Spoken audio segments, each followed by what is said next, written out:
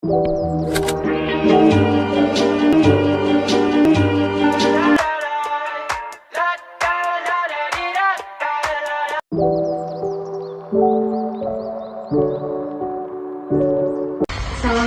warahmatullahi wabarakatuh. Selamat siang semuanya. Kami mahasiswa Universitas Eka Unggul. Di sini kami mendapat tugas wawancara mengenai pelayanan yang ada di Puskesmas Priuk Jaya, Kota Tangerang.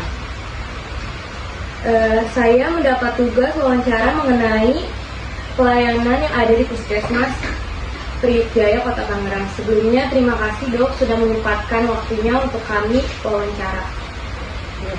Assalamualaikum warahmatullahi wabarakatuh. Saya Dr. Dewi, dokter di Puskesmas Priuk Jaya, Kota Tangerang. Nah, ini langsung jawab pertanyaan Anda ya. Di Puskesmas Priuk Jaya itu nggak di Puskesmas Priuk Jaya aja ya. Di semua puskesmas mungkin programnya sama semua. Jadi program utamanya itu pelayanan kesehatan otomatis ya. Nah, itu dinaungi dengan BPJS. Jadi pelayanan kesehatan bekerja sama dengan BPJS karena kan puskesmas kan punya pemerintah ya.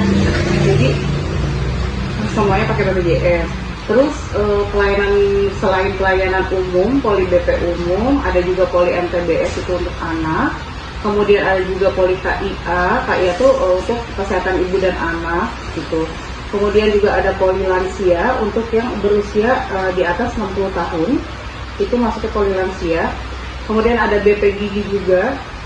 Kemudian juga ada TB paru, poli TB paru, dan sekarang di Puskesmas Priuk Jaya akan dibuka kemungkinan ya bulan Agustus, awal Agustus itu mulai aktifnya. Nanti launchingnya sekitar tanggal 26 Juli itu akan dibuka layanan PDP. PDP itu layanan untuk orang yang positif HIV. Jadi kalau orang yang positif HIV sekarang udah nggak ke rumah sakit lagi, jadi bisa ngambil obatnya di puskesmas gitu. PDP itu singkatan dari untuk pengobatan orang-orang yang HIV/AIDS. Kan harus minum obatnya seumur hidup ya, gitu. Jadi sekarang udah tersedia di puskesmas gitu. Terus ada pertanyaan lagi? Siapa saja yang terlibat dalam program itu? Nah, jadi kalau di puskesmas itu setiap poli itu ada penanggung jawabnya ya. Jadi ada penanggung jawab. Tadi juga ada ini ya, ada pelayanannya juga tadi kurang. Ada UGD juga di Puskesmas Priuk Jaya. Terus ada PONET. Jadi kalau PONET itu untuk tahu kan untuk yang lahiran gitu. Kalau UGD ya untuk yang gawat darurat itu ada. Kalau itu UGD dan PONET 24 jam kalau di Puskesmas Priuk Jaya. Nah, jadi dari semua poli, semua program itu ada PJ-nya, penanggung jawab gitu. Ada masing-masing di poli umum ada penanggung jawabnya, di UGD ada penanggung jawabnya, di PONET ya ada penanggung jawabnya juga, terus di lansia ada, di KIA ada, terus di BPGI ada. Jadi di seluruh poli ada penanggung jawabnya gitu. Kalau saya Dr. Dewi sebagai penanggung jawab di poli PDP untuk orang yang HIV/AIDS ya, atau orang yang mau periksa HIV/AIDS, sama di PONET. PONET itu untuk yang lahiran, saya penanggung jawabnya, dan pemegang program HIV/AIDS dan kesehatan jiwa. Jadi ada pegang 4 program penanggung jawab tersebut. Apa tujuan utama dari program tersebut? Kalau tujuan utama program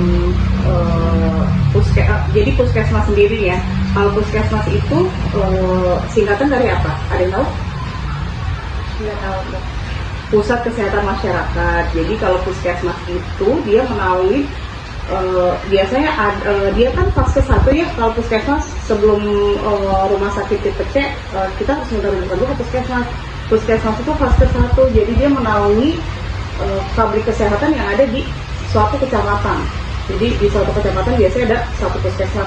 Contohnya di kecamatan di Priuk sendiri kecamatannya puskesmasnya ada 5 puskesmas, tapi ada puskesmas Priuk Jaya, Gebang Raya, Gembor, terus ada puskesmas Sangiang gitu. Nah, puskesmas itu sendiri untuk apa sih, orang-orang yang di daerah kecamatan tersebut.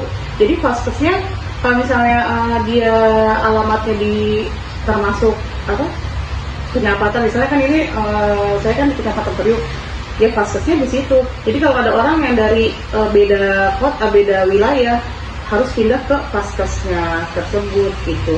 Tujuannya untuk apa? Jadi tujuan adanya puskesmas itu ya untuk apa, kesehatan seluruh warga gitu, terutama ini untuk warga kecamatan tersebut. Tapi kan puskesmas sendiri kan punya pemerintah ya, jadi untuk kesehatan ya orang-orang yang sakit di seluruh di Indonesia, kan seluruh puskesmas di seluruh Indonesia kan ada gitu. Oke. Jadi primary care, jadi untuk yang pertama pasti orang ke puskesmas dulu ya gitu. Baru kalau misalnya di puskesmas sudah tidak bisa, dia harus dirujuk warga gitu, terutama ini untuk warga kecamatan tersebut. Tapi kan puskesmas sendiri kan punya pemerintah ya, jadi untuk kesehatan ya orang-orang yang sakit di seluruh di Indonesia, kan seluruh puskesmas di seluruh Indonesia kan ada gitu. Oke. Jadi primary care, jadi untuk yang pertama pasti orang ke puskesmas dulu ya gitu. Baru kalau misalnya di puskesmas sudah tidak bisa, dia harus dirujuk ke rumah sakit gitu. Bagaimana cara warga untuk bisa mendapat layanan dari program tersebut?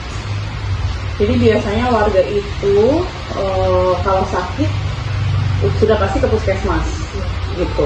Pertama dia harus punya BPJS dulu. Tapi sebenarnya kalau di Kota Tangerang sendiri, kalau misalnya pasiennya tidak punya BPJS tapi dia punya KTP Kota Tangerang, dia pasti akan ditangani. Walaupun misalnya dia kondisinya parah harus dirujuk, tapi dia nggak punya BPJS nih, harus dioperasi misalnya. Nah, puskesmas bisa membantu untuk orang tersebut mendapatkan rujukan ke rumah sakit gitu. Itu namanya sistem rujuk namanya UHC. Jadi gitu. Tapi kalau di Kota Tangerang ya, kalau tidak punya BPJS bisa datang ke Rumah Sakit Sari Asih Ar-Rahman. Nah, dulu saya pernah kerja di situ juga hampir kurang lebih 2 tahun ya gitu. Jadi orang nggak punya BPJS tapi mau dioperasi asal punya KTP Kota Tangerang bisa dilayani. Karena itu Rumah Sakit Sari Asih Ar-Rahman itu punyanya Pak Wali Kota Tangerang. Jadi buat sosial gitu. Jadi puskesmas sendiri ya perantara vaskes pertama yang bisa memberikan rujukan kepada rumah sakit tipe C. Kalau orang yang mau dapat ke tipe B ya harus dari rumah sakit tipe C dulu gitu. Ada lagi?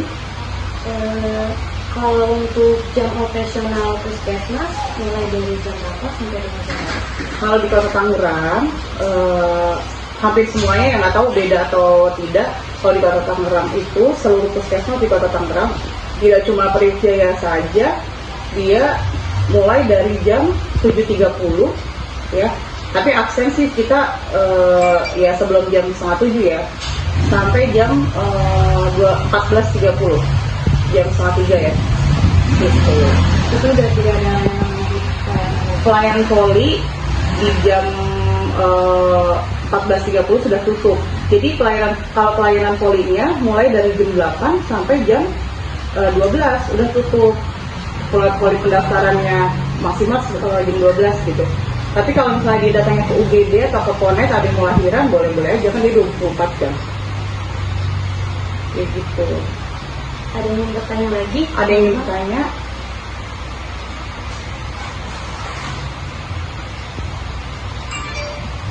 Boleh, ada yang mau bertanya?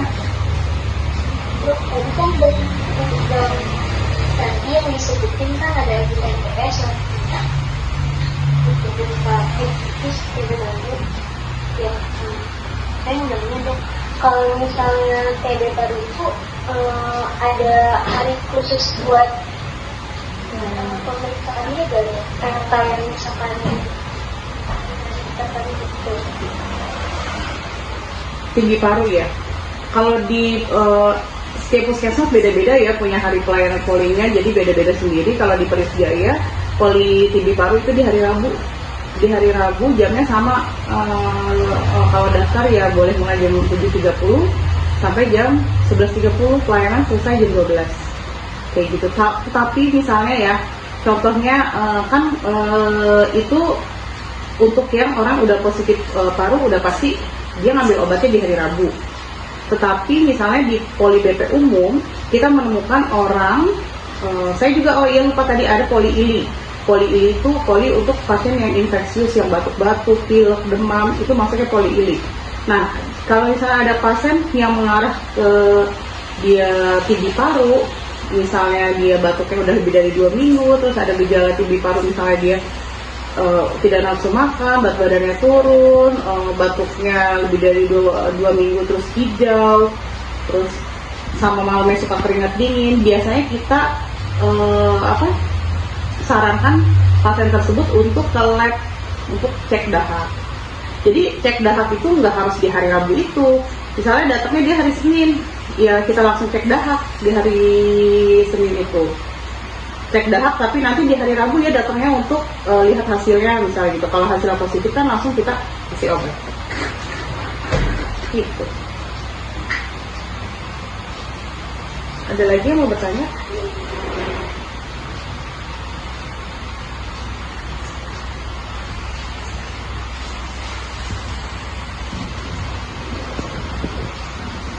Pembinanya saya lebih nanti. Kira-kira ada nggak dong kendala yang jadi dari program metode tersebut? Kalau sebenarnya nggak ada kendala sih kalau untuk program poli, kendalanya mungkin hampir tidak ada ya kendalanya, karena saya juga ya lumayan. Jadi setiap hari itu kita udah ada jadwal nih, udah di-share jadwal di grup kayak gitu-gitu. Nah, kemungkinan kalau misalnya yang terjun langsung ke masyarakat kali ya. Jadi kayak misalnya contohnya, saya kan pemegang program KESWA ya, kesehatan jiwa. Kesehatan jiwa itu dia harus screening SRQ namanya. Ada screening SRQ. Jadi satu bulan itu harus kita men-screening pasien 9.000 orang. 9.000 orang. Nah, caranya gimana sih? Caranya untuk dapat 9.000 orang dalam bukan 9.000, 900 orang dalam 1 bulan. Jadi caranya gimana untuk memenuhi 900 orang nih? Kita screening per bulannya. Pertama kita screening di setiap orang yang datang ke puskesmas untuk berobat. Otomatis masih kurang. Nanti kita datang ke posyandu. Bahkan kalau misalnya kendalanya itu cuma satu, kadang orang yang udah di screening tidak mau di screening lagi, otomatis namanya akan sama dong, karena kan habis di screening di input. Jadi kendala dari program KESWA itu kendalanya hanya di bagian screening aja, karena screening bagian penginputannya yang rudet. Karena di puskesmas kita belum ada tim buat menginput, jadi yang menginput masih perawat sama dokter ya. Terus dokternya karena megang program banyak jadi sibuk, mungkin itu kendalanya kalau untuk program yang saya pegang gitu. Kalau terus saya kan megang 2 program nih, megang 2 program sama 2 penanggung jawab, satu lagi HIV/AIDS. Kalau HIV/AIDS itu program di mana dalam 1 tahun itu kita harus men-screening triple eliminasi. Ada yang tahu nggak triple eliminasi? Pemeriksaan HIV, HBsAg sama rapid syphilis. Nah, jadi pemerintah itu mewajibkan ada pemeriksaan triple eliminasi untuk orang yang mau nikah sama mau hamil atau lagi hamil gitu, atau orang yang kemungkinan tahu SLS laki seks laki nggak, homo gitu, atau kayak gitulah. Nah, itu juga orang-orang yang harus dicurigakan untuk di screening triple eliminasi. Nah, paling kalau saya dari program HIV itu capaiannya agak kurang tercapai karena banyak orang yang tidak mau di triple eliminasi. Jadi banyak orang yang kemungkinan dia mengarah ke penyakit tersebut tapi tidak terbuka untuk mau diperiksa gitu loh, kayak gitu. Jadi mungkin setiap program beda-beda ya kendalanya. Kalau ini kan tentang program, tapi kalau tentang pelayanan beda lagi tadi gitu. Jadi program di Puskesmas tuh sebenarnya banyak banget. Ada program PTM, ada Keswa, ada Indra, ada HIV, kemudian ada TB, jadi macam-macam. Dan kita harus buat laporan per bulan ke Dinkes gitu. Kayak gitu. Ada yang mau bertanya lagi? Ada masalah yang bertanya, gimana sih masyarakat itu masih program tersebut? Masyarakat gimana? Gimana sih cara mengakses program tersebut? Oh, mengakses. Sebenarnya masyarakat gampang aja sih, tinggal datang ke puskesmas kalau misalnya sakit. Datang ke puskesmas, terus ambil nomor antrian, terus masuk ke poli pendaftaran, terus memilih poli. Misalnya dia sakitnya sakit batuk pilek, dia berarti ke poli ILI. Kalau dia sakitnya mual muntah atau biasa aja, dia ke poli BP umum. Sakit gigi ke poli gigi, ya gampang. Seperti itu aja. Dan membawa BPJS pasti, BPJS dan KTP gitu. Kalau di puskesmas di Kota Tangerang, untuk yang punya BPJS ya biasanya tidak dikenakan biaya. Kan ada di kabupaten atau di mana ya, saya nggak tahu, masih dikenakan biaya untuk pendaftaran. Kalau nggak salah kayaknya. Gitu. Itu. Ada yang mau bertanya lagi? Ya, cukup semuanya.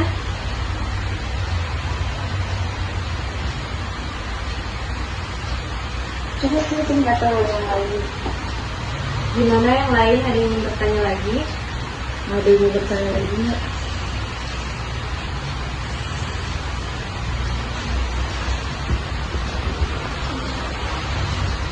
Kok sih? Iya. Ada yang mau bertanya? Sudah cukup semuanya? Cukup ya? Iya, sudah cukup. Oke, baik. Baik dok, terima kasih sudah